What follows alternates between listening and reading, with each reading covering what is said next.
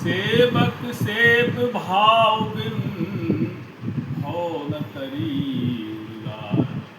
सेवक सेव भाव बिन हो न तरी उदार।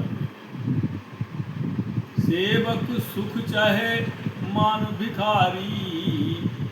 सेवक सेव भाव बिन हो न तरी उदार। वास्तव में हम सेवा करते हैं। सेवा का बहुत बड़ा अर्थ है।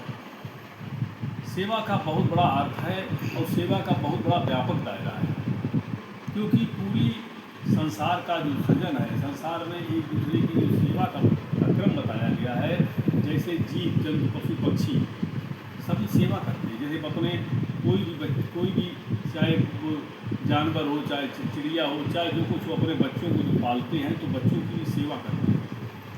इसी तरह से मनुष्यों में है कि मनुष्यों में हमारे अंदर सबके अंदर एक सेवा एक क्रम बना हुआ है, एक कर्तव्यों का, जिसको भगवान राम ने मर्यादा पुरुषोत्तम भगवान राम ने एक क्रम दिया। उन्होंने इस बात को कहा कि हर जीव का एक अपना हर मनुष्य का अपना अपना कर्तव्य। पिता का पुत्र के प्रति क्या कर्तव्य है, पुत्र का पिता के प्रति क्या कर्तव्य है, माँ का बेटे के प्रति क्या कर्तव्य है, बेटे का माँ के प्रति कर्तव्य क्या है, भाई का भाई के प्रति क्या कर्तव्य है, और मनुष्य का स्वजनों के साथ क्या कर्तव्य है, मनुष्यों का संतों के साथ क्या कर्तव्य है। सारे कर्तव्यों की व्याख्या भगवान राम ने अपने आचरण में करके दिखाई। तो देखिए, जो कर्तव्य का सहज पालन करता है उसके द्वारा सेवा अपने आप हुआ करती है, अगर कर्तव्य का ही पालन करता है। क्योंकि कर्तव्य का पालन करना ही हमारा अपने आप सत्कर्म है। सत्कर्म क्या है कि कर्तव्य का पालन करें। अगर मेरे द्वारा कर्तव्य का पालन हो गया तो वो सत्कर्म है। कर्तव्य क्या है कि जैसे हमारे अंदर हमारी माँ वृद्ध है, हमारे पिता वृद्ध है, अगर हम उनकी सेवा कर पाते हैं, सेवा कर लेते हैं और सेव भाव से श्रद्धा के साथ, अगर हम श्रद्धा के साथ उनकी सेवा करते हैं तो हमें इतना फल मिलता है जिसकी कोई सीमा नहीं। क्योंकि उनके द्वारा चेतन आत्मा के द्वारा जो आशीर्वाद निकलते हैं, जो आशीर्वाद मिल जाते हैं, वो आशीर्वाद हमारे लिए कवच का काम करते हैं। इसलिए पहली सेवा क्या बताएगी कि हम अपने माता पिता जो हमारे हैं उनकी हम जहाँ तक हो सके उनका हम दिल न दुखाएं। इस बात को इस्लाम में भी कहा गया है कि अल्लाह गुनाहों को माफ़ करता है, लेकिन जो माता पिता को कष्ट देते हैं उनके गुनाहों को माफ़ नहीं करता। ये बात हमारे सनातन संस्कृति में बार बार सबने कही है कि हम अपने माता पिता की सेवा करें, हम अपने वृद्धों की सेवा करें, हम अपने आश्रितों की सेवा करें।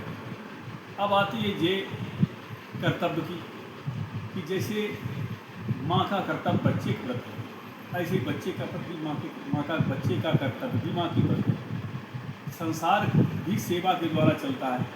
अब सेवा में अगर हम कर्तव्य को समझ लेते हैं कि ये मेरा फर्ज है, मेरा कर्तव्य है, मेरा दायित्व है, तब क्या होता है कि मेरे अंदर सबके प्रति जो हमारे जो भी हमसे संबंधित हैं उनके द्वारा जो हम फिर श्रद्धा के सहित ही हमारी सेवा होती है।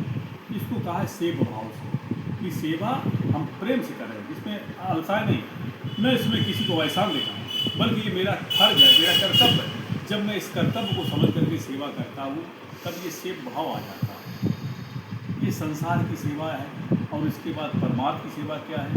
अगर हमारा संत महापुरुषों को सानिध्य मिल जाता, संत महापुरुषों का साथ मिलता है और उनकी अगर हमें सेवा मिलती है तो ये बिल्कुल प्रत्यक्ष फल देने वाली है।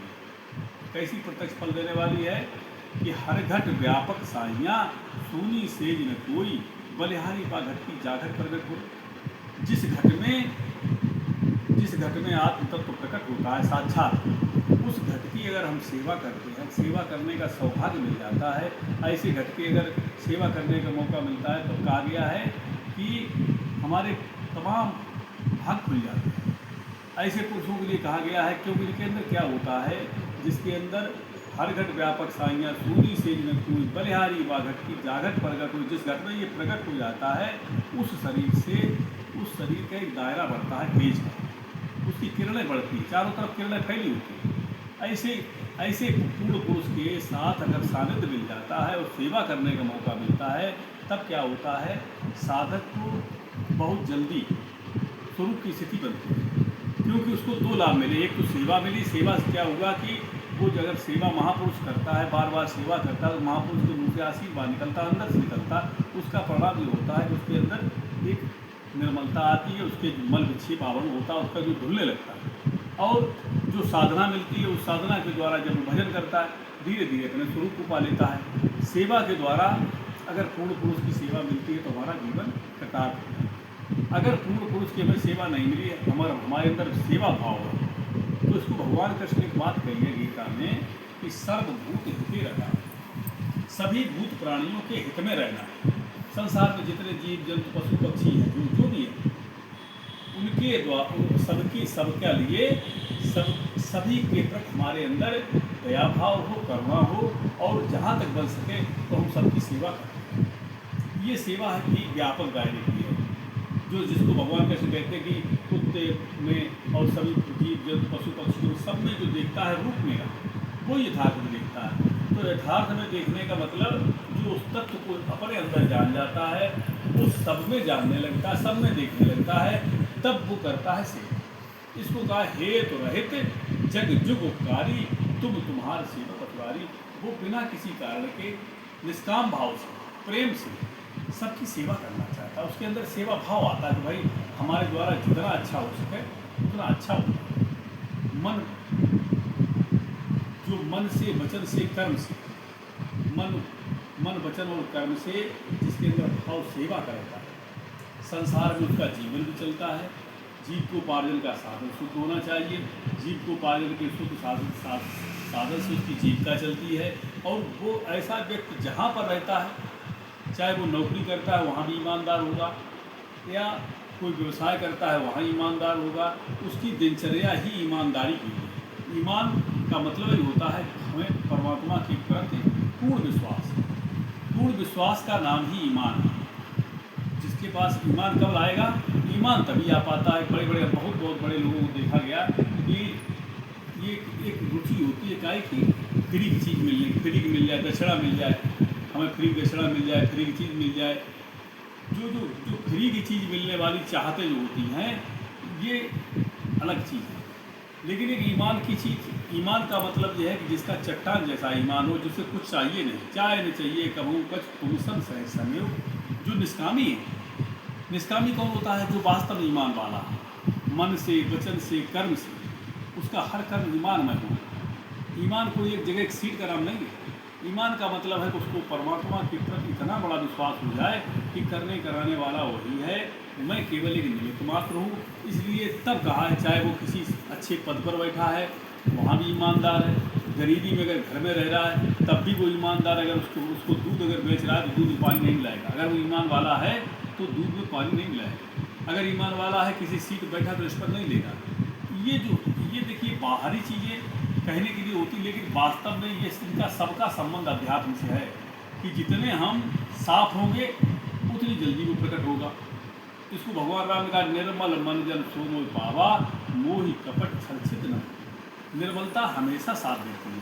अगर कोई निर्मल है, निर्मल तभी होगा जब उसका भीतर बाहर का एक सा व्यवहार होगा। भीतर कुछ बाहर कुछ, झूठ है, कपट है, तब तक निर्मलता बहुत दूर है। इसलिए कहा जाता है कि हमारी अगर बाहरी चीज़ें हमारी बदली हों, जिसके लिए कहा सेवा से, सत्संग से हमारी ये चीज़ें बदल जाए, और जब भजन रूप मिलता है आत्मा का संत महापुरुष के द्वारा, तब वास्तव में हम स्वरूप को पा जाते हैं। इतनी सी बात है, इसलिए कहा जाता है सेवा, सत्संग और भजन तीनों एक दूसरे के पूरक हैं, तीनों का साथ है। अब अगर कोई कहे कि नहीं हम केवल ज्ञान मिल जाए, ज्ञान मिलकर के हम बड़ी आसानी से पा जाएंगे, नहीं, उसका कारण यह है कि हमारी जो निर्मलता है ये नहीं आ पाती। मल विक्षेप आवरण, हमारा मन जो हमारे अंदर है, कपटता का, कुटिलता का, जीव के स्वभाव है ऐसे कि उसके पास ये चीज़ें रहती हैं, छिपाव की, दुराव की।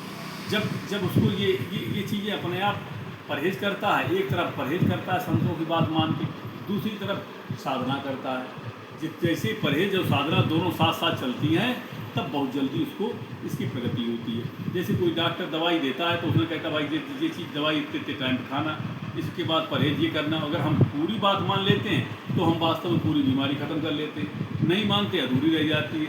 वही बात यहाँ पर है। संत डॉक्टर वैसे होते हैं किनके, शरीर के, लेकिन संत डॉक्टर किसका होता है? संत होता है इस चित्त का, कि चित्त में जो बीमारियां हैं, चित्त के जो दोष हैं, इन चित्त के दोषों को जलाने की विधि बताने वाला संत वास्तव में आत्मा का ही डॉक्टर होता है। जो उनके सानिध्य में जाते हैं उनका जीवन बदलता है, डॉक्टरों का डॉक्टर होता है, क्योंकि सारी बीमारी काय से है? हमारे चित्त ही से है। इसलिए अपनी आत्मा को जान करके भजन करें, जीवन का कल्याण करें। बोलिए सतगुरु भगवान की